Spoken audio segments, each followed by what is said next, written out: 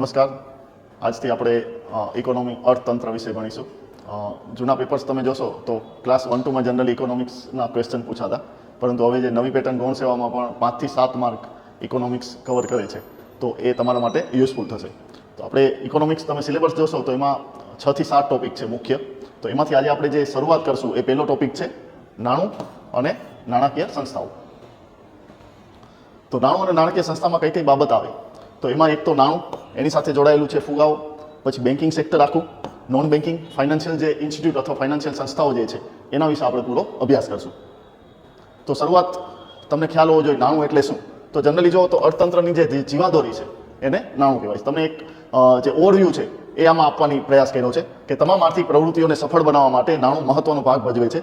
નાણું જે છે એ વસ્તુ સ્વરૂપે હોય, ધાતુ સ્વરૂપે, કાગળ રૂપે કે પછી આભાસી હોઈ શકે, મતલબ કે વર્ચ્યુઅલ, કે જે ક્રિપ્ટો કરન્સી એ બધું તમે નામ સાંભળ્યું હશે, તો એ આભાસી કરન્સી તરીકે ઓળખાય છે. હવે આપણે જે નેક્સ્ટ ટોપિક છે એ છે નાણાંનો ઉદ્ભવ કેવી રીતે થયો, અથવા તો એની હિસ્ટ્રી તમે જુઓ તો એની શરૂઆત એવું કહેવાય છે કે જે સાટા પદ્ધતિ છે ત્યાંથી આ શરૂઆત જે થઈ એવું મનાય છે કે કોઈ પણ વસ્તુ જે છે એ વસ્તુને આપલે કરવા માટે કે નાણાંનો ઉદ્ભવ અને વિકાસ એ વ્યક્તિ પોતાની દરેક જરૂરિયાતને સ્વયં સંતોષી શકતો નથી, એટલે એના માટે સમય, કૌશલ્ય, સંસાધનની મર્યાદા છે. આથી શરૂઆત ક્યારથી થઈ તો કે પરસ્પર વ્યવહારો દ્વારા વ્યક્તિ પોતાની જરૂરિયાતોને પૂરી કરતો હતો. અને આ જે પદ્ધતિ હતી એને કહેવાતી હતી બાર્ટર સિસ્ટમ અથવા તો સાટા પદ્ધતિ. સાટા પદ્ધતિ જે છે એ જો અહીંયા ડાયાગ્રામથી તમને સમજાવવાની ટ્રાય કરી છે કે જ્યાં ટમાટર છે તો ટમાટરનું એક્સચેન્જ કોની સાથે કરે છે તો કે ઘઉં સાથે. તો આ જે પદ્ધતિ જે શરૂઆતના સમયમાં ઉપલબ્ધ હતી એને શું કહેવાતું હતું? સાટા પદ્ધતિ. એટલે સરળ ભાષામાં સાટા પદ્ધતિ એટલે એક વસ્તુના બદલામાં બીજી વસ્તુને પ્રાપ્ત કરવી. તો એનો લાભ શું હતો સાટા પદ્ધતિનો? તો એક તો એ ફેક, જે અત્યારે જે નકલી નોટની જે સમસ્યા છે, તો એ સમયે એવી કોઈ સમસ્યા નહોતી. પ્લસ તમે સમજો વિદેશ વ્યાપાર જે છે એ સરળ રીતે કરી શકતા. કેમ કે એમાં કે વિનિમય દર જાણવાની ક્યાંય જરૂર રહેતી નહોતી. શેમાં? તો કે સાટા પદ્ધતિમાં. સાટા પદ્ધતિમાં તમે જો અહીંયા ક્યાંય તમારે નકલી જે છે, નકલી ચલણ એની ક્યાંય જરૂરિયાત નથી રહેતી. પ્લસ તમે વિદેશ વ્યાપાર કરતા હોય તો પણ એક વસ્તુની સામે બીજી વસ્તુની ખરીદ વેચાણ થાય છે. એટલે એમાં ક્યાંય તમારે ધારો કે ડોલર છે તો ડોલરની સામે રૂપિયાની અથવા તો યુરો છે એની કેટલી પ્રાઇસ છે એ જાણવાની ક્યાંય જરૂર રહેતી નથી. પરંતુ કોઈ પણ વસ્તુ હોય એની કંઈક મર્યાદા હોય, એના લાભ હોય તો એના ગેરલાભ પણ હોય. એવી જ રીતે સાટા પદ્ધતિ છે તો સાટા પદ્ધતિની મર્યાદા શું હતી તો કે એક તો મૂલ્યના સંગ્રહની મુશ્કેલી. આપણે આગળ જે પિક્ચર જોયું એમાં હતું કે ધારો કે ટમાટર હોય અથવા તો ઘઉં હોય તો ઘઉંનો સંગ્રહ કરવો, એને લાંબા સમય સુધી તમે સંગ્રહ ન કરી શકો.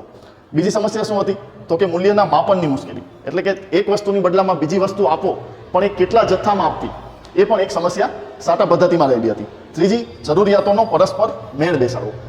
કેવી રીતે? તો ઉદાહરણ લઈને હું તમને સમજાવું કે ધારો કે કોઈ વ્યક્તિ છે તો એને ટમાટર જે છે એની સામે એને ઘઉં અથવા તો ચાવલ લેવા છે, પણ સામેની વ્યક્તિને ઘઉં છે એની પાસે પણ એને ટમાટર ખરીદવા નથી. તો અહીંયા જો પરસ્પર મેળ બેસશે નહીં તો એ સમયે સાટા પદ્ધતિ નિષ્ફળ જાય છે. તો તમારી પાસે જે આવશ્યક વસ્તુ છે એનું વેચાણ ત્યારે જ થાય કે જ્યારે સામેવાળી વ્યક્તિને એ વસ્તુ ખરીદવી હોય. તો આ જે સમસ્યા છે એ સાટા પદ્ધતિમાં આવતી હતી. તો જનરલી આના લીધે શું પ્રશ્ન થાય કે કોઈ પણ વ્યક્તિ પોતાની જીવન જરૂરિયાત વસ્તુ જે છે એ પોતે જાતે જ એનું ઉત્પાદન કરવા માંડે. તો આના લીધે પ્રશ્ન શું થાય કે કોઈ પણ વ્યક્તિ ધારો કે જીવન જરૂરિયાત સિવાયની કોઈ વસ્તુનું ઉત્પાદન છે એના માટે પ્રોત્સાહન સાટા પદ્ધતિ પૂરું પાડતું નથી. તો આગળ મેં જે તમને સમજાવ્યું એ જ કે સાટા પદ્ધતિના લીધે સમસ્યા શું થાય કે સામેવાળી વ્યક્તિને જો તમારી વસ્તુ જોતી હોય તો જ સાટા પદ્ધતિ સફળ થાય છે. હવે સાટા પદ્ધતિમાં તમને જે જીવન જરૂરિયાત વસ્તુ છે એ વસ્તુને ઉત્પાદનને પ્રોત્સાહન આપે છે, અન્ય કોઈ વસ્તુના ઉત્પાદનને પ્રોત્સાહન આપતું નથી. એટલે જે કામનું વિભાજન છે એ કેવું બને છે? મુશ્કેલ બને છે. ઉદાહરણ સાથે તમને સમજાવું કે અત્યારે જે તમે જુઓ છો સર્વિસ સેક્ટર છે અથવા તો મેન્યુફેક્ચરિંગ સેક્ટર છે, તો સાટા પદ્ધતિમાં શું હતું કે જે જીવન જરૂરિયાત વસ્તુ છે જેમ કે ઘઉં છે, ટમાટર છે, તો જનરલી જીવન જરૂરિયાત વસ્તુની જ લોકોને જરૂર પડે તો એ જ સાટા પદ્ધતિમાં સફળ થાય. એની સામે તમે સમજો કે કારનું ઉત્પાદન હોય અથવા તો સર્વિસ સેક્ટર છે કે જે ટેલિકોમ સેક્ટર છે, તો સર્વિસ સેક્ટર જે છે એનું સાટા પદ્ધતિમાં ક્યાંય પ્રક્રિયા જે છે પૂર્ણ થતી નથી. તો આ જે કામનું વિભાજન છે એને ક્યાંય પ્રોત્સાહન આપતું નથી સાટા પદ્ધતિ. તો એના લીધે જ નાણાંનો ઉદ્ભવ થયો. આપણે હિસ્ટ્રી જોઈ તો સાટા પદ્ધતિની જે સમસ્યા હતી એનું સમાધાન કરવા માટે જ નાણાંનો ઉદ્ભવ થયો. કેવી રીતે? તો જો તમે અહીંયા ટમાટર છે એનું વેચાણ શેમાં થશે તો કે પૈસામાં. એ પૈસા જે છે એનાથી વળી પાછું શું ખરીદી શકાય છે તો કે ઘઉં. ટમાટરને ઘઉંની સામે એક્સચેન્જ નથી થતું, ઓકે, તો ટમાટરને શેમાં વેચી દો તો કે નાણાંમાં કન્વર્ટ કરી દો અને એનાથી પછી તમે મેંગો ખરીદશો. મતલબ કે પૈસા જે છે એ સાટા પદ્ધતિની જે કોઈ પણ સમસ્યા હતી એ સમસ્યાના સમાધાન રીતે નાણાંનો ઉદ્ભવ થયો છે. અને જે નાણાં છે એનાથી પછી તમારે જે કોઈ પણ વસ્તુની ખરીદી કરવી હોય એ વસ્તુની તમે ખરીદી કરી શકો છો. તો નાણાંનો જે ઉદ્ભવ છે તો એની સાથે તમને નાણાંની વ્યાખ્યા છે એ આવડવી જોઈએ. કોઈ પણ સમયે અને સ્થળે કોઈ શંકા કે વિશેષ તપાસ વિના જેના દ્વારા વસ્તુઓ અને સેવાઓનો વિનિમય થઈ શકે એને આપણે શું કહેવાય? નાણું કહેવાય. આ જનરલી એક સામાન્ય વ્યાખ્યા છે. તમારે એક્ઝામમાં ક્યાંય આવી વસ્તુ પૂછાતી નથી, પણ તમને બેઝિક વસ્તુ ખ્યાલ હોવી જોઈએ કે નાણાંની ડેફિનેશન શું છે. એનાથી તમને આગળ જ્યારે કોઈ થિયરિકલ પ્રશ્ન હોય તો એમાં તમને સમજવામાં આસાની રહે કે અહીંયા શું કહે છે કે શંકા કે વિશેષ તપાસ વિના, મતલબ કે એ વસ્તુ તમે સામેવાળી વ્યક્તિને આપો તો એ સ્વીકારવા માટે બંધાયેલો જોઈએ, એના ઉપર એને વધારે શંકા કે તપાસ કરવાની જરૂર નથી. એટલા માટે જે નાણાંનું કાર્ય કરે એને શું કહેવાય? નાણું. તો આપણે જોઈએ કે નાણાંનું કાર્ય કેવી રીતે થાય છે. ઓકે, તો એના જે કાર્ય સમજવા છે તો એના માટે એક સ્ટેટમેન્ટ છે, necessity is the mother of invention. આવશ્યકતા છે એ આવિષ્કારની જનની છે. કેવી રીતે? ડિટેલ જે નાણાંના કાર્યો જે સમજવા છે એ આ સેન્ટેન્સથી આપણે સમજશું. તમને ખ્યાલ હોય તો પહેલાના સમયમાં માણસો ઘોડાગાડીનો ઉપયોગ કરતા શેના માટે? પ્રવાસ કરવા માટે. જેમ બાર્ટર સિસ્ટમ હતી એમાંથી નાણાં સિસ્ટમ કેમ આવી એ આ એક્ઝામ્પલથી આપણે સમજશું. તો જે ઘોડાગાડીમાં પ્રવાસ કરતા પણ એમાંથી પછી જે સમસ્યા થતી, તો સમસ્યા કઈ કઈ થતી હતી તો તમને ખબર હોય તો ઘોડાગાડી એની સ્પીડ ઓછી હોય, પ્લસ એમાં જમ્પિંગ ન આવતા હોય, તો બમ્પી જે રાઈડ છે એ કેવી થઈ તો કે બમ્પી. ટેમ્પરેચર તમને ખ્યાલ હોય તો આ બધી વસ્તુ આમાં પોસિબલ નથી. સિક્યુરિટી ઓફ લગેજ, તો સામાનની જે સુરક્ષા છે, પછી ટેમ્પરેચર, બહારનું સમર હોય તો ત્યારે ઉનાળામાં જે તડકો લાગે એની સામે રક્ષણની સુવિધા, આ બધી સુવિધા આમાં નહોતી. તો એના લીધે જ આવિષ્કાર શેનો થયો? કારનો. કારમાં તમને આ બધી જ ફેસિલિટી મળે છે કે એની સ્પીડ વધારે હોય, એમાં જમ્પર હોય એટલે જેના લીધે બમ્પી રાઈડ ન થાય. તો આ બધી જ વસ્તુ જે છે એ શેના લીધે થઈ તો કે ઘોડાગાડીની જે સમસ્યા હતી એને હલ કરવા માટે. પણ અહીંયા પ્રશ્ન એ થાય કે ધારો કે આ બધી જ વસ્તુ કારમાં ન હોય તો પણ શું એને કાર કહેવાય કે ન કહેવાય? આ એક પ્રશ્ન તમને ખબર હોવી જોઈએ કે ઘોડાગાડીમાંથી ઇન્વેન્શન થયું અને કાર તરફ આપણે ગયા તો એનું મુખ્ય કાર્ય શું છે તો કે ટ્રાન્સપોર્ટેશન. બરોબર? એમાં એસી કંટ્રોલર હોય કે ન હોય, ધારો કે એમાં ટેમ્પરેચર કંટ્રોલર અથવા એસી ન હોય તો એને કાર ન કહેવાય એવું ન બને, એ કાર જ છે. તો એના ઉપરથી એના બે પાર્ટ પડે. પહેલો પાર્ટ શું છે કે એની પ્રાઇમરી ફંક્શન શું છે? કારનું પ્રાઇમરી ફંક્શન શું છે તો કે ટ્રાન્સપોર્ટેશન. ઓકે, એનું સેકન્ડરી ફંક્શન શું છે તો કે કમ્ફર્ટનેસ, એસી હોવી જોઈએ અને સિક્યુરિટી.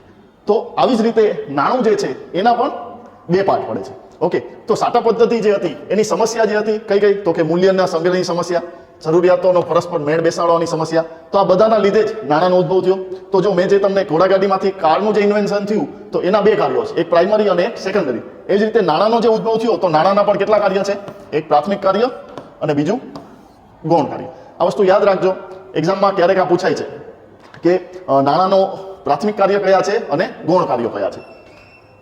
ઓકે, તો જે નાણાં જે છે એના પ્રાથમિક કાર્ય કયા કયા છે તો એમાં પહેલું જ છે મૂલ્યના માપદંડ તરીકે.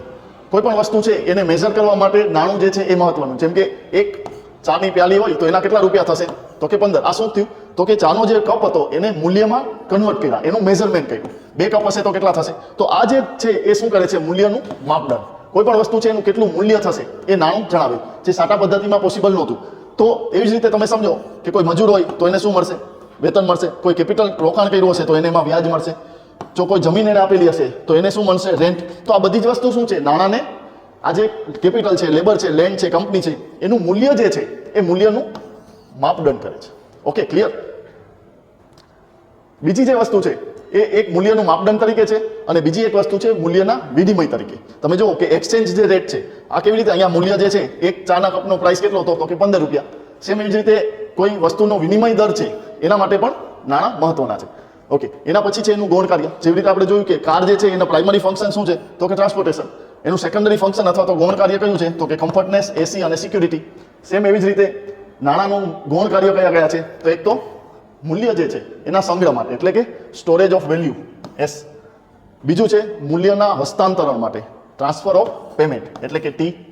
અને ત્રીજું છે વિલંબિત ચૂકવણી અથવા તો ડિફર્ડ પેમેન્ટ એટલે કે ડી. આ ત્રણેય જે વસ્તુ છે એના ગૌણ કાર્યો છે. એક્ઝામમાં ક્યારેક પૂછાય છે કે નાણું જે છે એના પ્રાથમિક કાર્યો કયા છે અને ગૌણ. તો પ્રાથમિક કાર્ય બે છે, એક છે મૂલ્યનું સંગ્રહ કરવું, એક છે મૂલ્યનો સંગ્રહ. ગૌણ કાર્ય છે મૂલ્યનું માપદંડ કરવું, સોરી, મૂલ્યનું માપદંડ કરવું. અને બીજું છે મૂલ્યનું વિનિમય. આ બંને જે કાર્યો છે એના પ્રાઇમરી છે. એનું સેકન્ડરી જે કાર્ય છે એ છે કયું તો કે તમે જે બેંકમાં પૈસા જે સેવ કરો છો તો તમારી પાસે જે જમા રાખો છો એ શું થયું તો એનું મુખ્ય કાર્ય નથી, એ છે એનું ગૌણ કાર્ય, મૂલ્યનું સંગ્રહ કરવું. બીજું મૂલ્યનું હસ્તાંતર, ટ્રાન્સફર. સ્ટોરેજ ઓફ વેલ્યુ એટલે કે તમારા કોઈ સેલરી છે તમારા એકાઉન્ટમાં જમા થાય તો એ કેવું થયું? Storage of value. તમે એ જ પૈસા કોઈ મિત્રને અથવા તો સંબંધીને ટ્રાન્સફર કરો છો તો એ શું થઈ ગયું તો તે હસ્તાંતરણ એટલે કે ટ્રાન્સફર ઓફ પેમેન્ટ. અને ત્રીજી વસ્તુ છે વિલંબિત ચૂકવણી, એટલે કે ડિફર્ડ પેમેન્ટ. ડિફર્ડ પેમેન્ટ એટલે એને કહેવાય EMI. આપણે જે હપ્તે હપ્તે જે પૈસા ચૂકવી છે, તો આ સુવિધા શેમાં અવેલેબલ છે? નાણું છે તો જ. બાટર સિસ્ટમમાં આ વસ્તુ પોસિબલ હોય. તમે સમજો કે ટમાટર છે તો એને તમે હપ્તામાં ચૂકવી શકો, અથવા તો ઘઉંની ખરીદી કરી હોય તો એ સાટા પદ્ધતિમાં આ વસ્તુ પોસિબલ નહોતી. નાણાંમાં આ વસ્તુ પોસિબલ છે. એટલે નાણાંના ગૌણકાર્યો ખાસ યાદ રાખવાના, S, T અને D. એના પ્રાઇમરી જે ફંક્શન છે એ કયા છે? તો કે મૂલ્યનું માપન કરવું અને એનું વિનિમય કરવું. એના ગૌણકાર્યો કયા છે? તો કે સ્ટોરેજ, ટ્રાન્સફર ઓફ પેમેન્ટ અને ડિફર્ડ ઓફ પેમેન્ટ. આ ત્રણ વસ્તુ ખાસ યાદ રાખજો. પ્રિલિમમાં આવો પ્રશ્ન પૂછાયેલો છે કે નાણાંના નીચેમાંથી કયા કાર્યો ગૌણ છે અને કયા કાર્યો પ્રાથમિક છે. ઓકે, નેક્સ્ટ ટોપિક છે નાણાંથી થતા લાભ. તો નાણાંથી થતા લાભ, તો એક તો રાષ્ટ્રીય આવકની પુનઃવહેંચણી. તો જો કેવી રીતે થાય, જે વસ્તુ સાટા પદ્ધતિમાં પોસિબલ નહોતી એ વસ્તુ આમાં પોસિબલ છે.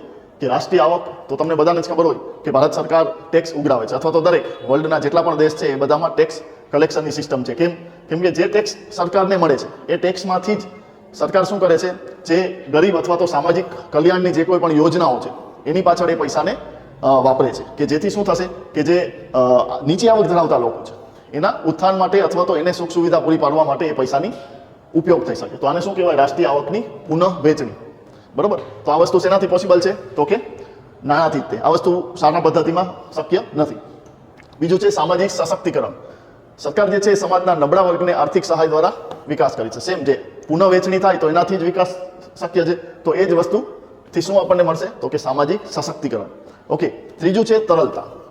તો જો પેલા તમને ખબર હોવી જોઈએ તરલતા એટલે શું. તો તરલતા અથવા તો એને ઇંગ્લિશમાં કહેવાય લિક્વિડિટી. તો જ્યારે તમે બે વસ્તુ રાખો, ધારો કે એક્ઝામ્પલ સાથે હું સમજાવું કે તમારી પાસે એક મકાન હોય અને ગોલ્ડ અથવા સોનું હોય, તો જ્યારે તમે માર્કેટમાં એને વેચવા માટે નીકળો તો સોનું છે એ જલ્દી વેચાશે કમ્પેર ટુ મકાન. તો મકાનની કમ્પેરિઝનમાં સોનું જે છે એની તરલતા વધારે છે એવું કહેવાય. એનો મતલબ શું થાય કે કોઈ પણ વસ્તુ છે એને રોકડમાં કન્વર્ટ કરવી અથવા તો નાણાંમાં કન્વર્ટ કેટલી જલ્દી થઈ જાય છે એ પ્રમાણે એની તરલતા વધારે. એટલે જો વ્યાખ્યા છે જ વસ્તુ કે સેવાને કેટલું ઝડપી વેચીને અથવા તો ગીરવી મૂકી અને રોકડમાં પરિવર્તિત કરી શકાય એને કહેવાય તરલતા. તો નાણાંથી લાભ શું છે? તમારી હાથમાં રોકડ હોય તો એની તરલતા સૌથી વધુ છે. કોઈ વસ્તુ વેચો એનું તમે કન્વર્ટ શેમાં કરશો? રોકડમાં. તો હંમેશા એક્ઝામ્પલ અથવા તો તમે પ્રશ્નમાં પૂછે કે નીચેનામાંથી તરલતા કોની વધારે છે, તો હંમેશા યાદ રાખવાનું સૌથી વધુ તરલતા કોની હોય? નાણાંની, પછી ગોલ્ડ. તો આ ક્રમ આવે, ગોલ્ડ પછી મકાન, જેટલી મકાન સંપત્તિ આ બધી વસ્તુ છે પછી આવે સોનું છે એ જલ્દી વેચાય. તો એવી રીતે આ લિક્વિડિટીનો ફોર્મ છે તમને ખબર હોવી જોઈએ. ચોથો ફાયદો શું છે? તો નાણાંને મોટી રકમમાંથી નાની રકમમાં ભાગી શકાય. તમને બધાને ખબર છે, જેમ કે 2000ની નોટ હોય તો એને કન્વર્ટ કરવી હોય તો 500ની નોટના 4 ભાગ પાડો. તો આ વસ્તુ બાટર સિસ્ટમમાં અથવા તો સાટા પદ્ધતિમાં શક્ય ન હતી. ઓકે, તો નાણાંનો ઉદ્ભવ આપણે જોયો. તો નાણાંની ઉત્ક્રાંતિ કેવી રીતે થઈ? તો પેલું સાટા પદ્ધતિ અથવા તો એને શું કહેવાય? વસ્તુ મુદ્રા. એટલે કે કૃષિ ઉત્પાદન, કિંમતી પથ્થરો આ બધાનું પહેલા એક્સચેન્જ થતું અને એની સામે બીજી જે વસ્તુ જરૂરિયાતની હોય એ ખરીદવામાં આવતું. એમાંની જે સમસ્યા હતી એના સમાધાન માટે ધાતુ મુદ્રા અથવા તો સોનું, ચાંદી, જે સિક્કા જે હતા, ગોલ્ડ કોઈન, સિલ્વર કોઈન, આ બધાનો ઉદ્ભવ થયો કે જેથી એક યુનિફોર્મિટી રહી. પહેલા શું હતું કે આમાં ક્યાંય યુનિફોર્મિટી નહોતી. કૃષિ ઉત્પાદન એટલે શું? એમાં ઘણી બધી વસ્તુ આવી જાય. તો એને સોલ્વ કરવા માટે એમણે શું કર્યું? તો કે સોનું, ચાંદીના જે સિક્કા છે એ બનાવવા માંડ્યા. તમે ઇતિહાસમાં જ વાંચતા હશો તો તમને ખ્યાલ હશે, ગુપ્ત કાળમાં સોનાના સિક્કા, પછી જેમ જેમ કોઈ રાજ્ય છે એ નબળું પડતું જાય તો સોનાના સિક્કામાંથી ચાંદીના સિક્કા. તો આ વસ્તુ જે છે એ રાજ્યની શાસન વ્યવસ્થા દર્શાવતા. એના પછી ડેવલપ થયું, તમે જો 1800 આસપાસ, તો પત્ર મુદ્રા અથવા તો ચલણી નોટો. એની પહેલા તે હુંડી શબ્દ તમને ઇતિહાસમાં વાંચવામાં આવતો હશે. હુંડી જે છે, હુંડી પણ શું છે? પત્ર મુદ્રા છે.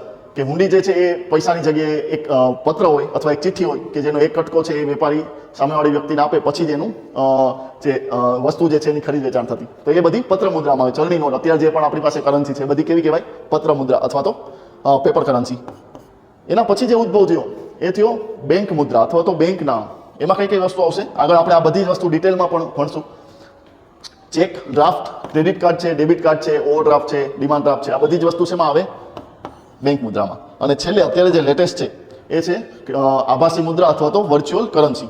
તો આમાં તમને ખ્યાલ હોય તો બિટકોઇન છે, ક્રિપ્ટો કરન્સી જેટલી પણ આવે છે, બિટકોઇન પણ one type of crypto currency છે. તો આ બધાનો સમાવેશ શેમાં થાય છે? આભાસી મુદ્રામાં.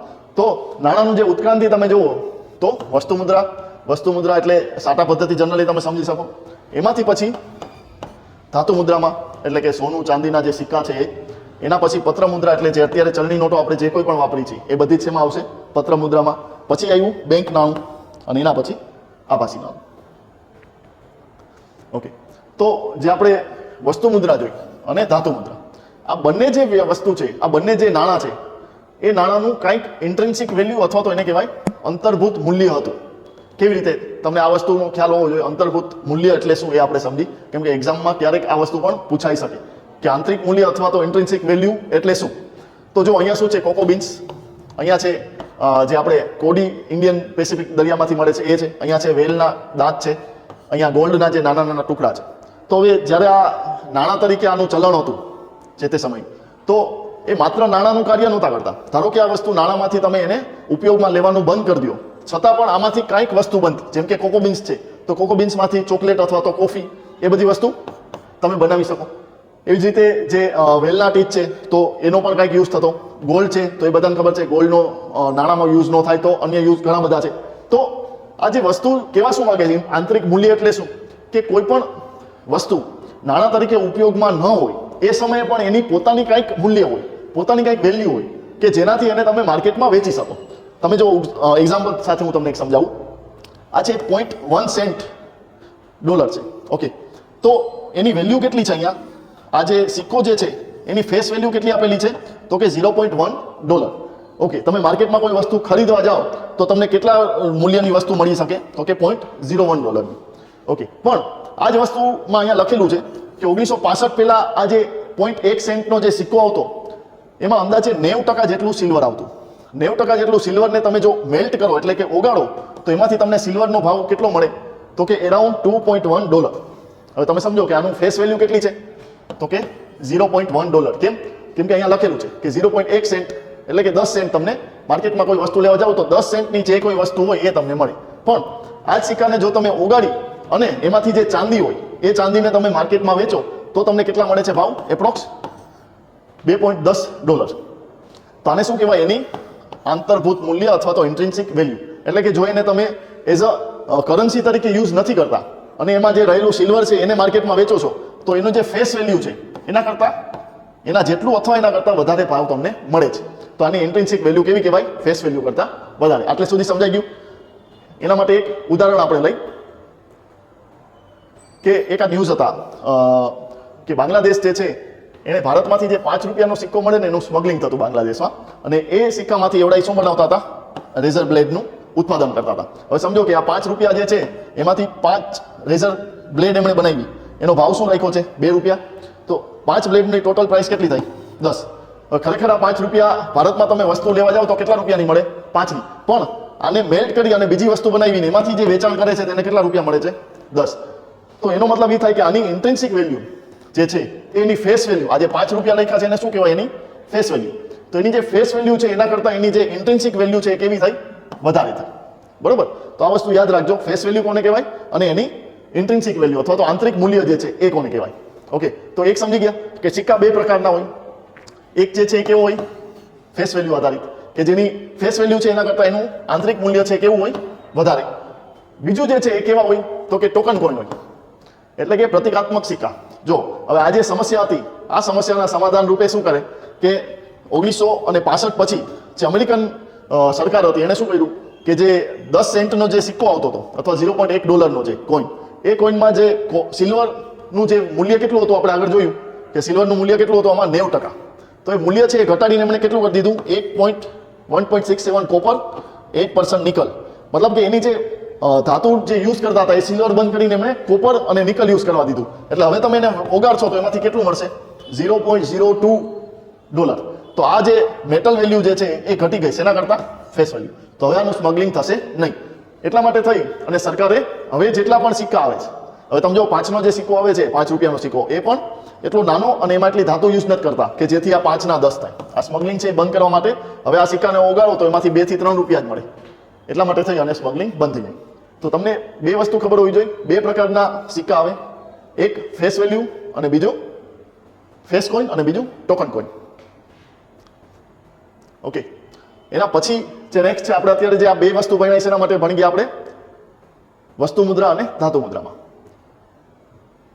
એના પછી આવે છે પત્ર મુદ્રા એટલે કે પેપર કરન્સી. તો એની વ્યાખ્યા શું છે? તો કે સરકાર કે શાસક દ્વારા ચલણી નોટને કાનૂની મુદ્રા, જો અહીંયા આ શબ્દ ઉપર ધ્યાન રાખવાનું, કાનૂની મુદ્રા રૂપે રજૂ કરવામાં આવે છે તેને હુકમી નાણું અથવા તો ફિયાટ મની કહેવામાં આવે છે. તો આ બંને વસ્તુ હું તમને સમજાવીશ. ફિયાટ મની એટલે શું, કેમ કે તો જ આ વ્યાખ્યા તમને ખ્યાલ આવશે. અને કાનૂની મુદ્રા એટલે શું, આ વસ્તુ તમે યાદ રાખજો. આગળ હું તમને આ સમજાવીશ. ભારતમાં આરબીઆઈ દ્વારા 1 રૂપિયાથી વધુ રકમની ચલણી નોટો છાપવાનો અધિકાર, આ એક્ટ યાદ રાખવાનો, આરબીઆઈ એક્ટ 1934. આરબીઆઈને જે 1 રૂપિયાથી વધુ રકમની ચલણી નોટ છાપવાનો અધિકાર છે એ કયો એક્ટ આપે છે, તો કે આરબીઆઈ એક્ટ 1934. આ વસ્તુ ખાસ યાદ રાખજો. અને નાણાં મંત્રાલયને ચલણી સિક્કાઓ અને 1 રૂપિયાની જે નોટ છાપવાનો અધિકાર છે એ શેનાથી મળે છે, તો કે સિક્કા અધિનિયમ 2011. એમાં જે સુધારો કર્યો છે લેટેસ્ટ, એના આધારે 2011 સિક્કા અધિનિયમથી સિક્કા અને 1 રૂપિયાની નોટ. પેલા આવો પ્રશ્ન પૂછાતો 1 રૂપિયાની નોટ ઉપર કોની સાઇન હોય છે, બટ હવે કોમ્પિટિશન વધી ગઈ છે, હવે એવા પ્રશ્ન પૂછાતા નથી. તો આ બે વસ્તુ યાદ રાખજો, આરબીઆઈ એક્ટ 1934 અને સિક્કા અધિનિયમ 2011. આ બે જે છે એમાંથી પ્રશ્ન પૂછાવાની શક્યતા છે. ઓકે, તો હવે જે બે વસ્તુ આપણે જે સમજવાની છે, એક છે કાનૂની મુદ્રા કોને કહેવાય અને હુકમી નાણું કોને કહેવાય. કેમ કે તો જ આપણને ખ્યાલ આવશે કે પેપર કરન્સી અથવા તો સિક્કો એ સરકાર મંજૂર કરે એ ક્યારે માનવામાં આવે. તો એના માટે એક ઉદાહરણ લઈ કે તમને ખ્યાલ હશે, બંધારણમાં આવતું હશે કે રાષ્ટ્રપતિ બનવા માટેની 2 શરત છે. રાષ્ટ્રપતિ બનવું હોય તો એક તો તમે ભારતીય નાગરિક હોવા જોઈએ અને બીજું તમારી ઉંમર 35 વર્ષ કરતાં વધારે હોવી જોઈએ. ઓકે, તો અહીંયા પહેલું છે વિરાટ કોહલી, તો ઇન્ડિયન સિટીઝન છે, તો કે યસ. એની ઉંમર 33 વર્ષ છે, તો એલિજિબલ છે, તો કે ના. બીજું છે જેકી ચાન, તો એ ઇન્ડિયન સિટીઝન જ નથી એટલે એલિજિબલ નથી. અમિતાભ બચ્ચન, ઓકે, તો ઇન્ડિયન સિટીઝન છે અને એની ઉંમર કેટલી છે, તો કે 35 અબાઉ છે.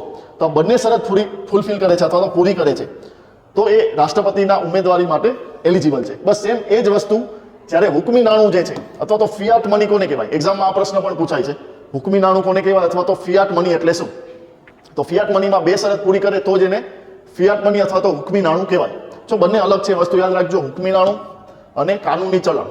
હુકમી નાણું એટલે શું, તો કે જે તે દેશ, આખા વિશ્વમાં જે કોઈ પણ દેશ હોય એની ફિઝિકલ અથવા તો ડિજિટલ અને કોઈન અથવા નોટ સ્વરૂપે હોવી જોઈએ. જે કોઈ પણ ચલણ છે, હુકમી નાણું ક્યારે બને, તો કે કોઈ પણ દેશમાં કોઈન અથવા તો નોટ કયા ફોર્મમાં હોવી જોઈએ, તો કે કાં ફિઝિકલ અને કાં ડિજિટલ. આ એક શરત. બીજી, જે કોઈ પણ દેશ છે એના કિંગ, ક્વીન અથવા તો સરકાર અથવા એની કેન્દ્રીય બેંક અથવા જે સેન્ટ્રલ બેંક છે, જેમ કે ભારત છે તો ભારતમાં કઈ છે સેન્ટ્રલ બેંક, આરબીઆઈ. તો આ 4 વસ્તુ, કિંગ, ક્વીન, સરકાર અથવા તો એની મધ્યસ્થ બેંક અથવા તો સેન્ટ્રલ બેંક, એને એની મંજૂરી આપેલી હોવી જોઈએ. તો પહેલી શરત શું છે કે ફિઝિકલ અથવા ડિજિટલ ફોર્મમાં હોવી જોઈએ, કોઈન અથવા તો નોટ સ્વરૂપે હોવી જોઈએ. અને બીજું છે યાના કિંગ, ક્વીન, સરકાર અથવા તો સેન્ટ્રલ બેંક, આ 4માંથી કોઈ પણ એને મંજૂરી, જેની પાસે સત્તા છે એને મંજૂરી આપેલી હોવી જોઈએ. જો આ બંને શરત ફૂલફિલ કરે તો જ એને ફિયાટ મની અથવા તો હુકમી નાણું કહેવાય. તો તમે જુઓ 2000ની નોટ હવે બંધ થશે, અત્યારે તો એ ફિયાટ મની છે જ, બરોબર. એવી જ રીતે ડોલર છે, યુઆન છે, માર્શલ આઇલેન્ડ છે, તો અહીંયા તમને ખબર હોય તો એસઓવી એનું ડિજિટલ કોઈન છે. તો અહીંયા વ્યાખ્યામાં છે જ ફિઝિકલ હોય અથવા તો ડિજિટલ, બંને રીતે હોવી જોઈએ, પણ સરકારની મંજૂરી મળેલી હોવી જોઈએ. આ વસ્તુ ખાસ યાદ રાખજો. ઓકે, તો આ કેમ યાદ રાખવાનું કહું છું, કેમ કે જો બિટકોઇન છે એ પણ ડિજિટલ છે, ડોજ કોઈન છે, ઇથેરિયમ છે, જેટલા પણ ક્રિપ્ટોકરન્સી છે બધી જ ડિજિટલ ફોર્મમાં છે જ, પણ એને ક્યાંય સરકારે મંજૂરી આપેલી નથી. એટલા માટે થઈને આ ક્યારેય હુકમી નાણું અથવા તો ફિયાટ મની થઈ શકે નહીં. ક્રેડિટ કાર્ડ, ડેબિટ કાર્ડ જો પ્રશ્ન થાય, પણ એ ક્યાંય ફિઝિકલ કે ડિજિટલ સ્વરૂપે નથી. આ બધા કેવા કહેવાય, પ્લાસ્ટિક કાર્ડ અથવા પ્લાસ્ટિક મની કહેવાય. આ ક્યારેય હુકમી નાણું નથી. એટલે એક્ઝામ પોઈન્ટ ઓફ વ્યૂ તમને ફિયાટ મની અથવા તો હુકમી નાણું કોને કહેવાય, 4 ઓપ્શન આપેલા હોય, એમાં ક્રેડિટ કાર્ડ, ડેબિટ કાર્ડ આપેલું હોય તો એ ક્યારેય હુકમી નાણું ન કહેવાય. ઓકે, પછી આગળ આપણે ભણશું ગવર્મેન્ટ સિક્યુરિટી કોને કહેવાય, ટ્રેઝરી બિલ કોને કહેવાય, શેર કોને કહેવાય, બોન્ડ કહેવાય. અત્યારે તમે ઓવરવ્યૂ તમને આપી દઉં તો જનરલી સરકાર જે માર્કેટમાંથી પૈસા, કોઈ મોટા પ્રોજેક્ટ હોય એને પૂરા કરવા માટે પૈસા લેતા હોય માર્કેટમાંથી આરબીઆઈ થ્રુ, તો સરકાર જ્યારે કોઈ બોન્ડ બહાર પાડે તો એને ગવર્મેન્ટ સિક્યુરિટી અથવા તો ટ્રેઝરી બિલ કહેવાય. પાછી એની વ્યાખ્યા છે, 1 વર્ષથી ઓછું સમય હોય તો ટ્રેઝરી બિલ કહેવાય, 1 વર્ષથી વધુ સમય માટે પૈસા લીધા હોય તો ગવર્મેન્ટ સિક્યુરિટી કહેવાય. સેમ પ્રાઇવેટ કંપની અથવા પ્રાઇવેટ સંસ્થા કોઈ લોન લેતી હોય માર્કેટમાંથી લોકોના પૈસાથી, જે બોન્ડ બહાર પાડતી હોય તો એમાં શેર અને બોન્ડ. એટલે સરકારી સંસ્થા હોય તો ગવર્મેન્ટ સિક્યુરિટી ટ્રેઝરી બિલ કહેવાય, અને જો પ્રાઇવેટ હોય તો એને શેર અથવા તો બોન્ડ. તો આ 4ય વસ્તુ છે એ હુકમી નાણું નથી. તો આ વસ્તુ ખાસ યાદ રાખજો કે આ 3ય વસ્તુ છે એ હુકમી નાણું અથવા તો ફિયાટ મની નથી. ઓકે, ફરીથી એક વખત જોઈ લો, હુકમી નાણું એટલે શું, ફિયાટ મની. તો 2 કન્ડિશન ફૂલફિલ થવી જોઈએ. પહેલી કન્ડિશન શું છે, તો કે કોઈન અથવા નોટ સ્વરૂપે હોવી જોઈએ અને ફિઝિકલ અથવા તો ડિજિટલ સ્વરૂપે હોવી જોઈએ. ઓકે, બીજી કન્ડિશન શું છે, તો કે કિંગ, ક્વીન અથવા તો ગવર્મેન્ટ અથવા તો સેન્ટ્રલ બેંક, આ ચારમાંથી જેની પાસે સત્તા હોય એણે એને મંજૂરી આપેલી હોવી જોઈએ. આ બંને શરત જો પૂરી કરે તો અને તો જ એ ફિયાટ મની અથવા તો હુકમી નાણું બને છે. એના પછી કાનૂની મુદ્રા એટલે શું? જો વ્યાખ્યામાં બંને શબ્દ હતા, કાનૂની મુદ્રા અને હુકમી નાણું. તો હુકમી નાણું એટલે શું આપણે સમજી ગયા. તો આ વસ્તુ ખાસ યાદ રાખવાની કે હુકમી નાણું એટલે ફિયાટ મની જે છે એ આ બધી જ વસ્તુ પોસિબલ છે. પણ જ્યારે તમે કાનૂની મુદ્રા એક જે તે દેશની જોઈ, બધા દેશ માટે એક જ વ્યાખ્યા ન લાગુ પડે. ધારો કે ઇન્ડિયાની કાનૂની મુદ્રા એટલે શું? ફિયાટ મનીમાં બધું જ આવી જાય. જેટલી પણ દેશે મંજૂરી આપેલી છે એ બધી જ મુદ્રા ફિયાટ મની કહેવાય. પણ જે તે દેશની કાનૂની મુદ્રા એટલે એ દેશે જેને મંજૂરી આપેલી હોય એનો જ સમાવેશ એમાં થાય. કેવી રીતે તમે સમજો, અથવા તેનું બીજું નામ છે લીગલ ટેન્ડર. તો જો અહીંયા એક 100 રૂપિયાની જે નોટ છે, સોરી $100 જે નોટ છે યુનાઇટેડ સ્ટેટ ઓફ અમેરિકાની, તો અહીંયા લખેલું છે this note is legal tender for all ડેપ્ટ પબ્લિક એન્ડ પ્રાઇવેટ. એટલે કે સરકાર છે એ બંધાયેલી છે આ જે $100 છે એને સ્વીકારવા માટે. તો આ થઈ ગયું લીગલ ટેન્ડર. તો હવે એની વ્યાખ્યા આપણે જોઈ. ઓકે, આ મેં તમને કીધું કે જે તે દેશમાં નાણાં સ્વીકારવા આ ચલણનો અસ્વીકાર કરી શકે નહીં. તમે ધારો કે અમેરિકામાં જાઓ અને $100 આપો તો ત્યાંનો જે કોઈ પણ વ્યક્તિ છે નાણાં સ્વીકારતા, એટલે કે પછી દુકાનદારથી માંડીને બેંક સુધી દરેક એ આને સ્વીકારવાની ના ન પાડી શકે. એને કહેવાય લીગલ ટેન્ડર. એની વ્યાખ્યા આપણે જોઈ લઈએ. ઓકે, સેમ ભારતમાં સિક્કા કે નોટ છે એ કાનૂની મુદ્રામાં હોય. ધારો કે તમે ₹1,00,000 લોન લીધી હોય અને સામે 1 લાખ પ્લસ ઇન્ટરેસ્ટ જમા કરાવો તો એને સરકાર ના ન પાડી જોઈએ. તો એની બે શરત છે. લીગલ ટેન્ડર ભારતમાં અથવા તો ભારતનું કાનૂની ચલણ જે છે એ ક્યારે બને? તો પહેલી જ શરત શું છે? હુકમી નાણું અથવા તો ફિયાટ મની હોવું જોઈએ. તો જો તમને ફિયાટ મની એટલે શું ન ખબર હોય તો લીગલ ટેન્ડર સમજમાં આવે નહીં. તો ફિયાટ મની પહેલી જ શરત શું થઈ? ફિયાટ મની હોવું જોઈએ. તો અહીંયા તમારે યાદ રાખવાની ફિયાટ મનીની કેટલી શરત હતી? તો કે 2. પહેલી શરત શું હતી? તો કે ડિજિટલ અથવા તો ફિઝિકલ ફોર્મમાં હોવું જોઈએ, કોઈન અથવા તો પેપરમાં હોવું જોઈએ. ઓકે, બીજી શરત શું હતી? તો કે જે તે દેશે એને મંજૂરી આપેલી હોવી જોઈએ તો જ એ ફિયાટ મની થાય. તો કે ડન. તો આમાં કઈ કઈ વસ્તુ નહીં આવે? તો કે બિટકોઇન, ક્રિપ્ટોકરન્સી નહીં આવે. પછી બેંક જે પ્લાસ્ટિક મની મેં તમને કીધું હતું, ક્રેડિટ કાર્ડ, ડેબિટ કાર્ડ છે, એ કોઈ વસ્તુ આમાં નહીં આવે. ઓકે, બીજી કન્ડિશન શું છે કે Indian lander can't refuse two accept it. એટલે કે ભારત સરકારે આને મંજૂરી આપેલી હોવી જોઈએ. જો ફિયાટ મનીમાં ભારત સરકારનો ક્યાંય ઉલ્લેખ નહોતો અથવા તો જે તે દેશનો ઉલ્લેખ ન હોય, જો ભારતનું એને કોઈ પણ ફિયાટ મની છે અને ભારતનું લીગલ ટેન્ડર બનવું હોય તો ભારત સરકારે એને મંજૂરી આપેલી હોવી જોઈએ. આ બે શરતનું પાલન કરે તો જ એ લીગલ ટેન્ડર બની શકે.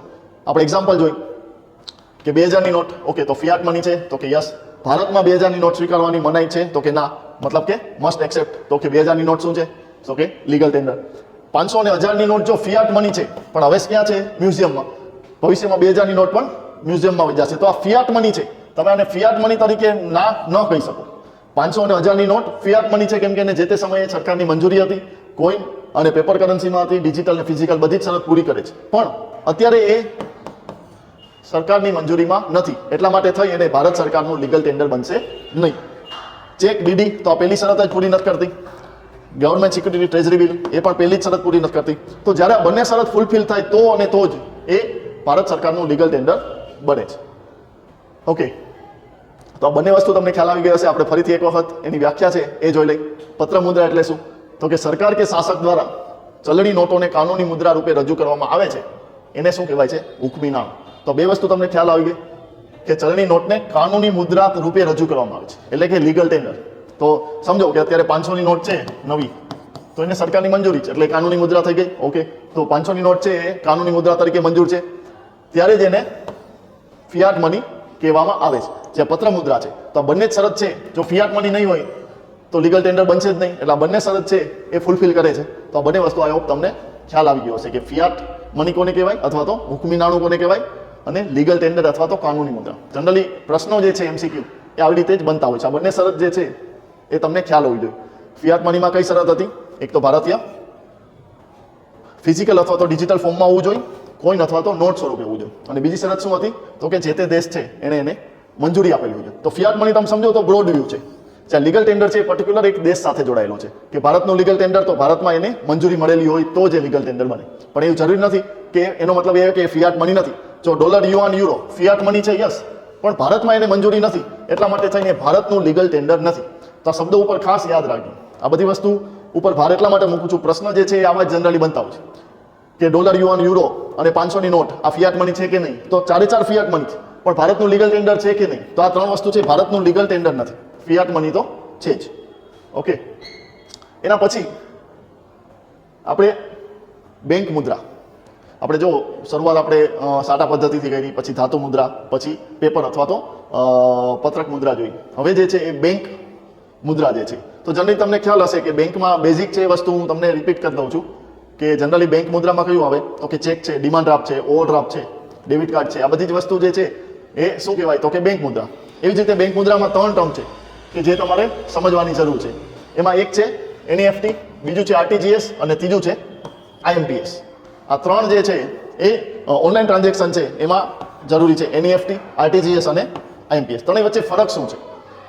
તો તમે સમજો કે પેમેન્ટ સિસ્ટમ જે છે એ જનરલી તમને ખ્યાલ હોય તો સેન્ટ્રલ બેંક થ્રુ જ ચાલતું હોય, એટલે કે આરબીઆઈ થ્રુ. તો આરબીઆઈ જે છે એનું નિયંત્રણ છે એ એનઈએફટી અને આરટીજીએસમાં છે. પણ આનું જે સેન્ટ્રલ સર્વર છે એ જ્યારે તમે આઈએમપીએસ થી કોઈ પેમેન્ટ કરો છો તો એમાં ક્યાંય આરબીઆઈ જે છે કે એમાં સેન્ટ્રલ સર્વર એનું યુઝ થતું નથી. એમાં કઈ વસ્તુ યુઝ થાય છે તો કે NPCI, national payment corporation of India. આ એક સંસ્થા સરકારે બનાવી છે કે જે શેના માટે છે તો કે નફા નુકસાનના ધોરણે નહીં, પરંતુ માત્ર ને માત્ર સુવિધા જે છે એ વધારવા માટે એક સંસ્થાની નિર્માણ કરવામાં આવ્યું અને એના અંતર્ગત એમણે એક આઈએમપીએસ. હવે ટેકનોલોજી ફાસ્ટ થઈ ગઈ છે, બાકી તમને પહેલા ખબર હશે કે એનઈએફટી અને આરટીજીએસ છે તો બંનેની ચાર્જીસ અલગ અલગ લાગતા. તો આ જે સમસ્યા હતી એનું સમાધાન માટે સરકારે જે તે સમયે એનપીસીઆઈ અંતર્ગત આઈએમપીએસની રચના કરેલી હતી. ઓકે, તો એનઈએફટી જે છે જનરલી સ્મોલ વેલ્યુ, જે તમને હું જે સામાન્ય જે કસ્ટમર હોય એ પૈસા જે ટ્રાન્સફર કરતા હોય એ શેમાં કરતા હોય જનરલી તો કે એનઈએફટી થ્રુ. પણ જ્યારે વધારે વોલ્યુમ હોય, જ્યારે કોઈ ઉદ્યોગપતિ છે એને કોઈ પૈસા ટ્રાન્સફર કરવા હોય તો એ જે પૈસા ટ્રાન્સફર કરે એના માટે કઈ સિસ્ટમ વાપરતા હોય છે? આરટીજીએસ. તો જનરલી એનઈએફટી અને આઈએમપીએસ બંને સ્મોલ વેલ્યુ માટે વપરાય છે, પણ આરટીજીએસ જે છે એ વધારે વોલ્યુમ હોય પૈસાનું ટ્રાન્સફર કરવા માટે ત્યારે વપરાતું હોય છે. તો એક એક વસ્તુ આપણે જોઈ. પેલું જે છે NEFT, national electronic fund transfer. Okay, તો એનઈએફટી છે એ સિસ્ટમ વર્ક કેવી રીતે કરે છે? તો તમે સમજો કે સવારે 8 થી 8:30 વચ્ચે કોઈ કસ્ટમર છે એસબીઆઈનો કે જેણે એક્સિસ બેંક છે એમાં 5 લાખ ટ્રાન્સફર કર્યા. ઓકે, કોઈ બીજો કસ્ટમર છે જેણે 5 લાખ ટ્રાન્સફર કર્યા. શેમાંથી? તો કે એસબીઆઈમાંથી એક્સિસ બેંકમાં. તો એસબીઆઈમાંથી એક્સિસ બેંકમાં કેટલા રૂપિયાનો ટ્રાન્સફર થયા? 10 લાખ. તો એવું ઓન ધ સ્પોટ એવું નહીં બને કે એસબીઆઈ છે 10 લાખ રૂપિયા એક્સિસ બેંકને ટ્રાન્સફર કરશે. એનઈએફટીમાં પ્રોસેસ શું થાય તો કે એવરી 30 મિનિટ્સ, 30 મિનિટ સુધીમાં જેટલા પણ ટ્રાન્ઝેક્શન થયા હોય એ બધાનું એડિશન કરવામાં આવે છે. હવે તમે એ જ વસ્તુ 30 મિનિટની અંદર શું થાય છે તો કે આપણે આગળ જોયું કે એક કસ્ટમર હતો એને 5 લાખ, બીજા કસ્ટમરે 5 લાખ, ટોટલ 10 લાખ રૂપિયા એસબીઆઈમાંથી એક્સિસ બેંકમાં ટ્રાન્સફર થયા છે. પણ સામે એક્સિસ બેંકમાંથી પણ એસબીઆઈમાં ટ્રાન્સફર થયા છે આ જ અડધી કલાકમાં, 8 થી 8:30 વચ્ચે. કેટલા ટ્રાન્સફર થયા છે તો કે પહેલા 5 લાખ અને પછી 3 લાખ. ઓકે, તો એસબીઆઈ ટુ એક્સિસમાં કેટલા થયા છે ટ્રાન્સફર તો કે 10 લાખ, એક્સિસ ટુ એસબીઆઈમાં કેટલા થયા છે તો કે 8 લાખ.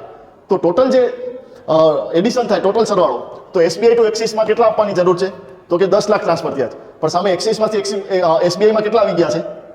8 લાખ રૂપિયા. તો એસબીઆઈ એક્સિસ વાળાને કેટલા જમા કરાવવા પડશે? માત્ર 2 લાખ રૂપિયા.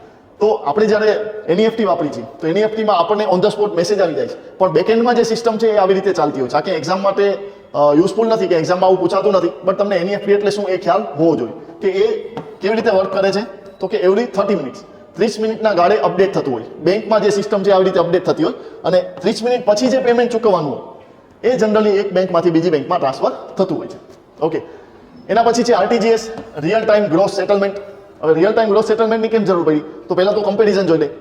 એનઈએફટીમાં મિનિમમ કેટલા રૂપિયા ટ્રાન્સફર થાય તો કે 1 રૂપિયાથી લઈ અને તમે ટ્રાન્સફર કરી શકો. જ્યારે આરટીજીએસમાં મિનિમમ 2 લાખ રૂપિયાથી ઉપરની વેલ્યુ હોય તો જ તમે આરટીજીએસમાં પૈસા ટ્રાન્સફર કરી શકો છો.